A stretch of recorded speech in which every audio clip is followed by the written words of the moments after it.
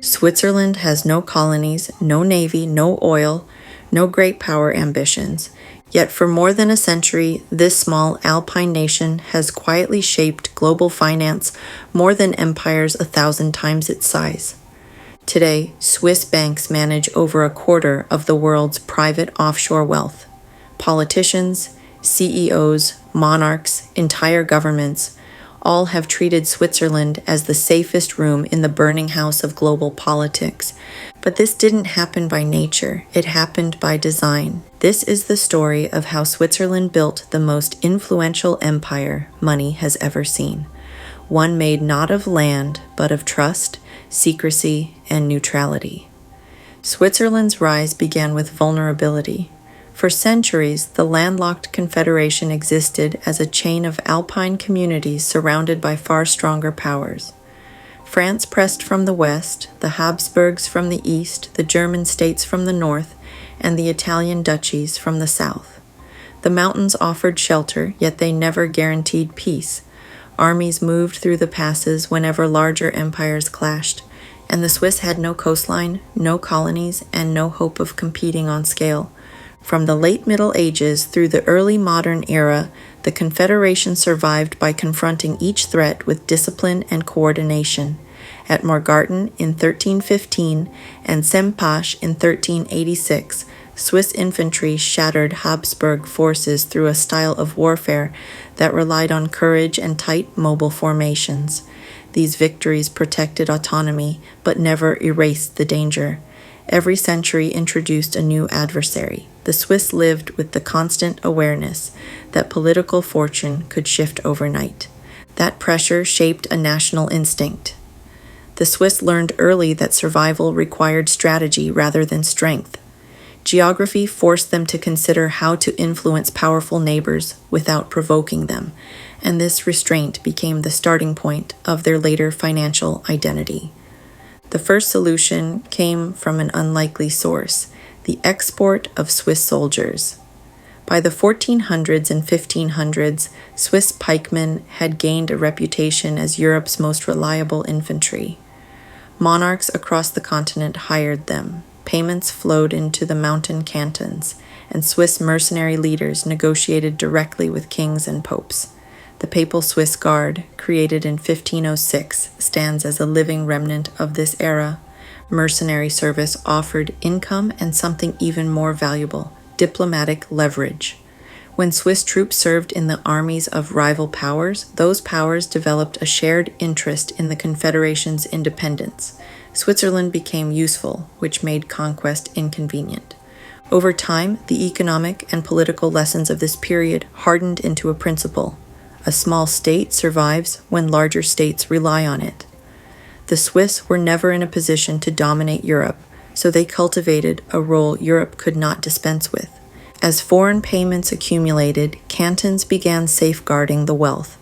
Officials stored income from mercenary contracts, invested surpluses, and protected deposits for influential families. These practices laid the groundwork for a culture that prized reliability, record-keeping, and confidentiality. Security shifted from the battlefield to the ledger. By the 1600s, the Swiss were no longer only suppliers of soldiers. They had begun developing a reputation for safeguarding assets during political upheaval. This role grew gradually but steadily. Generations of conflict had taught them that strength came from making stability their national product. Switzerland did not step onto the world stage through force. It developed a long memory, a cautious temperament, and a finely tuned sense for the power of trust. Those instincts formed the foundation of a financial system that would eventually influence every corner of the global economy. The moment that defined modern Swiss banking arrived in 1934, at a time when Europe was sliding into its most dangerous era in centuries. The continent's political map was coming apart. Hitler had seized control of Germany. Mussolini was deepening Italy's fascist regime. Austria was drifting toward absorption by the Reich. France was cracking under violent street movements and a paralyzed government. Every border checkpoint became a place where soldiers inspected papers, seized valuables, and interrogated anyone suspected of moving wealth out of reach. For families with assets, especially Jewish families already stripped of rights inside Germany, Europe was turning into a trap. European governments began demanding that banks abroad reveal the names of their citizens. Some sent agents across borders to hunt down capital flight, treating the act of protecting one's savings as an act of disloyalty. Geneva's bankers found themselves on the receiving end of threats, raids, and espionage. The most notorious case came when French tax police stormed the Geneva branch of Basler Handelsbank and confiscated client files. The incident shocked Switzerland. It made clear that neutrality alone was no longer enough to shield the country from outside pressure. That is when the Swiss federal government intervened. In 1934, it introduced the Federal Banking Act. Article 47 was the heart of it. Disclosing a client's identity became a criminal offense punishable by imprisonment. Other countries had traditions of discretion. Switzerland created criminal confidentiality backed by the full force of the state.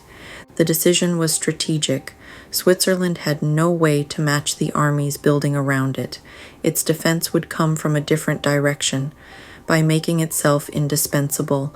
If the country could become the one place where wealth could be preserved from political seizure, then every major power would have a reason to keep Switzerland intact. The message traveled quickly across a continent in fear. Assets in Switzerland were beyond the reach of foreign governments. Families who had seen their neighbors stripped of property acted immediately. Money crossed the Alps under increasing secrecy. Jewish families searched for a refuge their own countries no longer offered. French industrialists feared their political system was collapsing. German businessmen tried to keep their savings hidden from the Reich. Italian elites pushed their fortunes out of Mussolini's grasp. Switzerland became the vault of Europe almost overnight. Swiss officials never presented this shift as a moral gesture. It was a national survival strategy rooted in their reading of European history. If powerful neighbors were on the brink of conflict, Switzerland wanted each of them to have something inside its banks they valued. For the first time, neutrality acquired an economic dimension. It was no longer only a diplomatic posture. It became a service, a shield, and ultimately a lucrative business model. And the rest of the world took notice. When the Second World War erupted, Switzerland found itself in the most dangerous position on the continent, a tiny, neutral republic sharing borders with Hitler's Germany, Mussolini's Italy, and Vichy-controlled France. Every route into the country ran through Axis-dominated territory. German invasion plans for Switzerland, Operation Tannenbaum, were drafted, updated, and studied throughout the early 1940s. The threat was real, persistent, and never far from Swiss leaders' minds. Survival demanded something more subtle than military resistance. Switzerland had to become valuable enough, useful enough, and connected enough that conquering it would cost Germany more than tolerating it.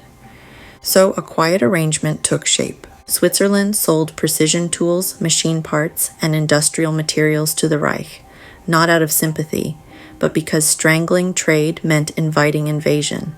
Trains carrying German coal crossed Swiss territory daily.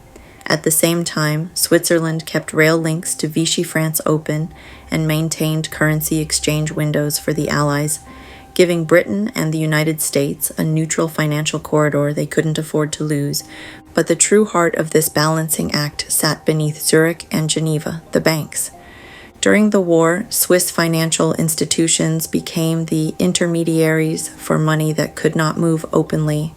German businesses used Swiss accounts to buy essential imports. Refugees deposited whatever assets they could smuggle out: jewelry, securities, gold coins, hoping secrecy laws would protect what their governments would not. Both dictators and victims used the same vaults, often without knowing it. Controversially, the Reichsbank also sold gold to Switzerland. Some of it came from occupied nations. Some came from central banks forced to surrender their reserves. Later investigations revealed darker truths, including the fact that portions of that gold originated from Nazi confiscations.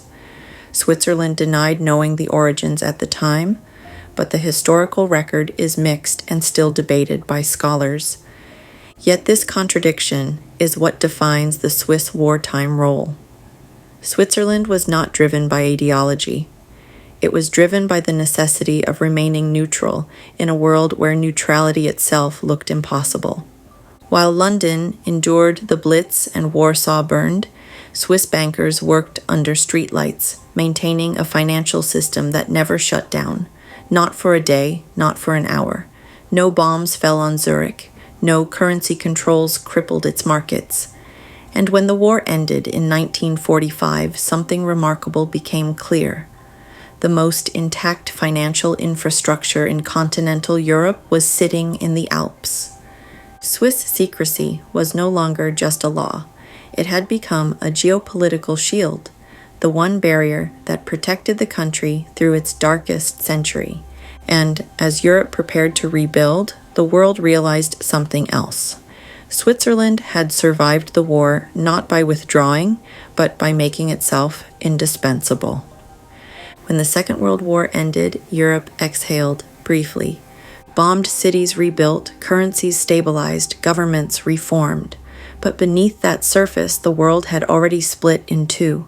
The Iron Curtain came down, and everything became political risk. Coups, invasions, revolutions, currency devaluations, nationalizations.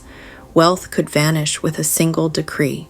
And in that new world, Switzerland transformed from a small Alpine republic into something far more important, the place where the world hid what it couldn't afford to lose.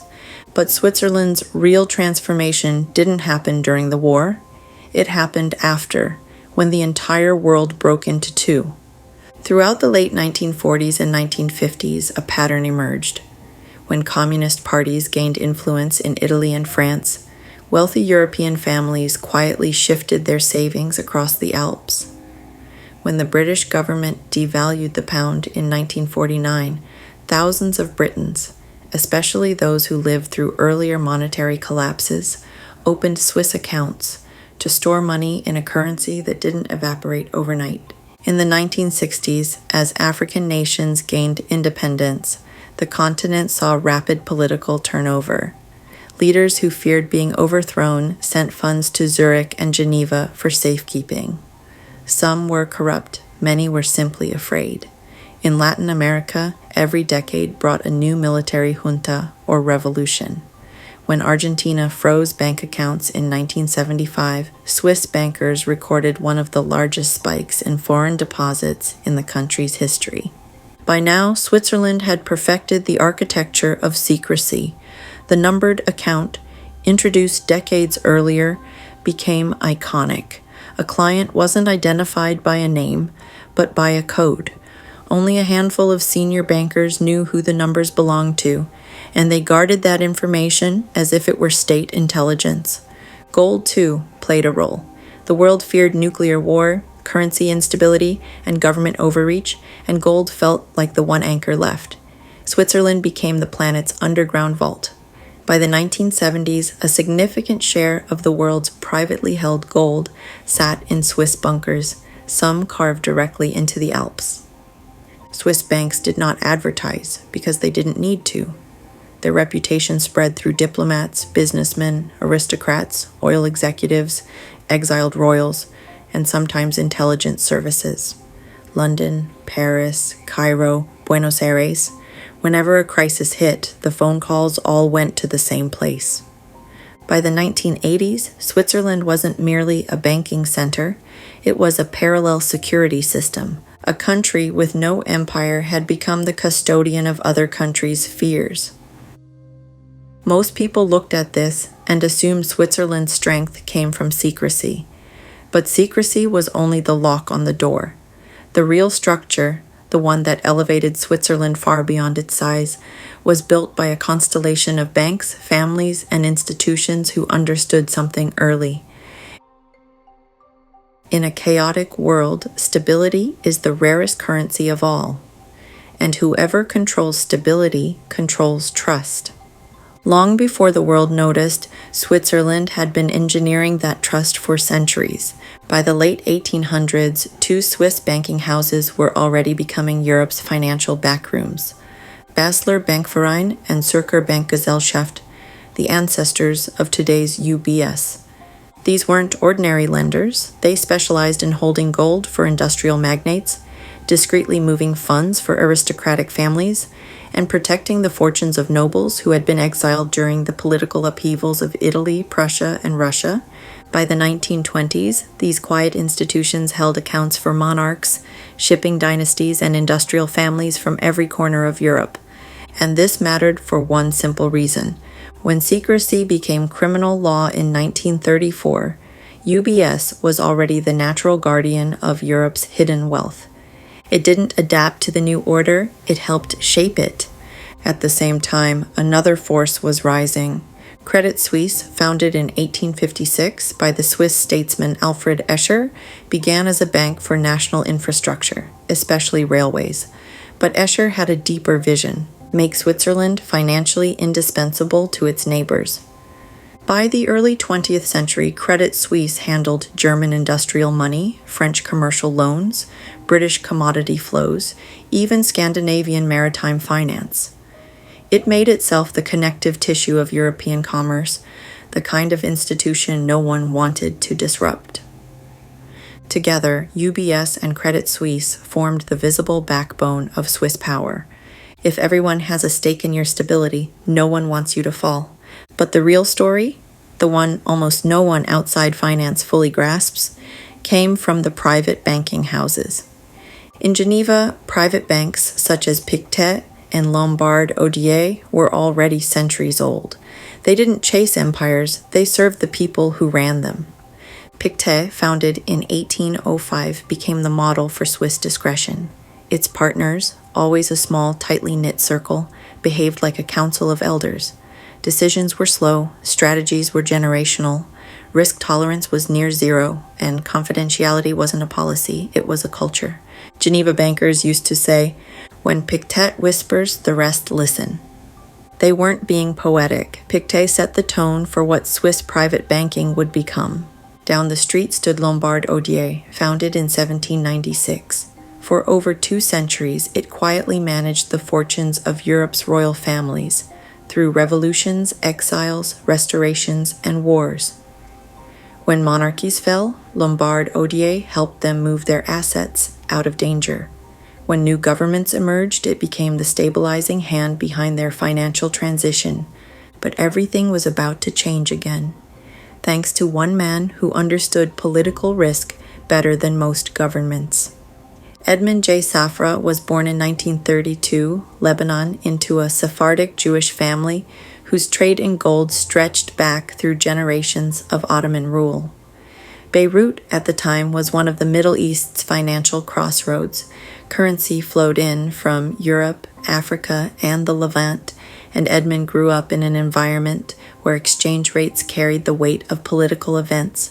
By adolescence, he was executing currency transactions for merchants navigating the collapse of the Turkish lira, the relative strength of the Lebanese pound, and the uncertainties of a Europe still staggering from war. His skill came from watching governments rather than markets. He followed signs of inflation in Cairo, coup rumors in Damascus, and the political agitation spreading across post-war Europe. By 16, he was running arbitrage operations for his father's firm. By his early 20s, he had reached a private conclusion that would guide his entire career. Money migrates to safety whenever the world shows signs of fracture. The idea sounds obvious today, yet it was Safra who recognized it as the organizing principle of the post-war financial system. In 1956, at 24, he moved to Geneva and founded the Trade Development Bank. Europe was rebuilding, the Suez crisis had destabilized the Middle East, and inflation was eroding purchasing power across Latin America. Wealthy families were searching for a jurisdiction insulated from political seizures and sudden devaluations. Safra offered that jurisdiction and paired it with a style of banking that responded to political signals faster than any government ministry. TDB grew quickly. Safra arranged structures that could survive nationalization drives in South America and the policy swings of Mediterranean governments. Italian industrial dynasties sent money to him during fears of left-wing coalition gains. Merchant families from the Middle East followed as coups became more frequent. Europeans rebuilding their fortunes after the war trusted Safra's judgment because he anticipated instability months before newspapers reported it. Gold became his signature. Safra viewed physical gold as the ultimate political insurance. He insisted on storage inside Swiss vaults under Swiss jurisdiction, ensuring that wealth stayed beyond the reach of foreign authorities.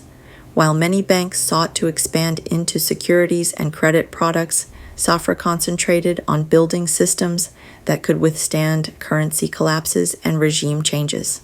He often explained privately that a government can interrupt payments or impose capital controls, yet sovereign power becomes meaningless in the face of an asset locked inside a Swiss vault.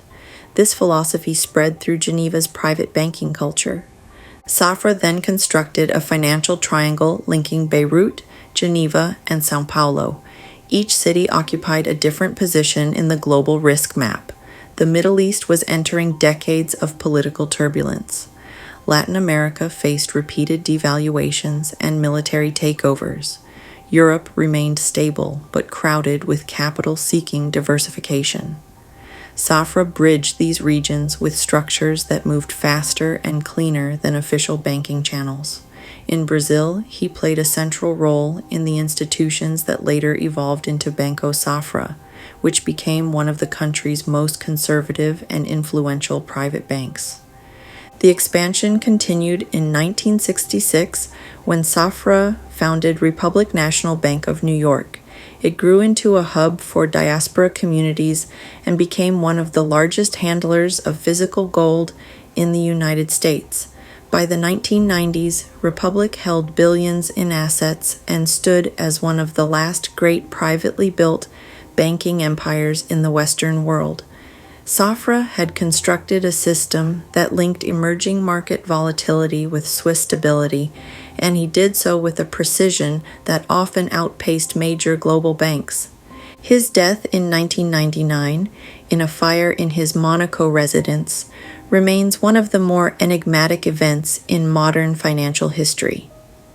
The circumstances prompted speculation that still circulates quietly within the industry. Within months, Republic National Bank was sold to HSBC for $10 billion, one of the largest banking acquisitions of its time.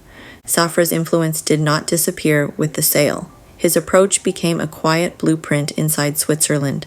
The emphasis on political neutrality, the reliance on hard asset reserves, the caution around leverage, the multi-jurisdictional positioning of wealth, and the culture of discretion shaped the internal practices of firms such as Pictet, Lombard Odier, Julius Baer, and the wealth divisions of UBS. Swiss bankers rarely speak his name publicly, yet his worldview still defines their instincts. Safra showed them that global finance is governed less by opportunities for gain and more by the search for refuge when nations lose stability. He understood that clients seek a jurisdiction whose behavior stays consistent through crises, elections, currency swings, and wars. That understanding transformed Switzerland into what Safra once described to colleagues as the world's psychological safe room, a place that absorbs fear without absorbing the chaos that produces it. But even Safra's brilliance wasn't the real foundation of Swiss power. That foundation lived somewhere else entirely. There was one institution that architected the conditions that allowed Switzerland's financial world to grow into an international refuge, the Swiss National Bank. When the SNB was created in 1907, Europe was entering an age of volatility. Empires were fraying, currencies were drifting, and governments were learning how easy it was to solve political problems by printing money. The Swiss studied the chaos around them and chose a different path. The SNB was built with a single purpose: protect the value of the franc. Everything else came second. Its governors treated monetary stability as a national identity. They refused to erode the currency to stimulate growth, refused to dilute purchasing power for short-term political gains, and refused to finance government ambitions through inflation. While neighbors lurched through crises, Switzerland kept its balance sheet disciplined and its reserves high. Generation after generation, the franc held its value with a consistency that became almost cultural. That discipline reshaped global behavior. Families who had lived through confiscations in Italy and Germany began shifting their wealth into Swiss accounts. Industrialists from France, Belgium, and Spain built reserves in Zurich to hedge against political shocks at home. Latin American and Middle Eastern elites followed the same logic as their currencies weakened, and their governments cycled through instability. Every crisis pushed more capital toward Switzerland, and every inflow strengthened the reputation of the franc. For private banks, the SNB became the force behind their promises. When a Geneva banker assured a client that their wealth would hold its value for decades, that confidence rested on the franc's track record. When UBS or Pictet opened vaults for families fleeing coups, they relied on the fact that the Swiss currency would remain solid even if the world around it shifted. The bank never sought to expand Switzerland's reach. It strengthened the foundations beneath it. Its restraint gave Swiss finance the one quality the global elite valued above yield: predictability. In a century defined by devaluations, collapses, and monetary experiments, the Swiss franc became the most consistent monetary anchor on the continent. That reliability turned Switzerland into a destination long before modern wealth management existed. It allowed the country to build an entire economic identity on trust, and it gave the private banking empires the confidence to operate across revolutions, currency failures, and geopolitical storms. While other nations recalibrated their currencies for convenience, the SNB held its line. And in doing so, it fortified the vault that the rest of the world would eventually come to depend on. And that brings us back to the present. Swiss banking is often treated as a Cold War curiosity, an offshore loophole, a symbol of old world finance. Yet the world keeps proving the opposite. Every shock of the last 20 years, the Eurozone crisis, the 2008 collapse, the rise of political extremism, the currency failures from Argentina to Turkey, triggered the same reaction that has played out for centuries. When uncertainty rises, the Swiss vault fills. The technologies change, the regulations evolve, but the psychology that created Switzerland's influence remains intact. And every time global confidence fractures, Switzerland becomes relevant all over again. If you found this story eye-opening and want to understand how global power really works beneath the headlines, stay with us. We dig into the forces that shape money, risk, and the hidden systems behind modern life. Subscribe, watch the next episode, and see the mechanics for yourself. History leaves clues. We're here to follow them.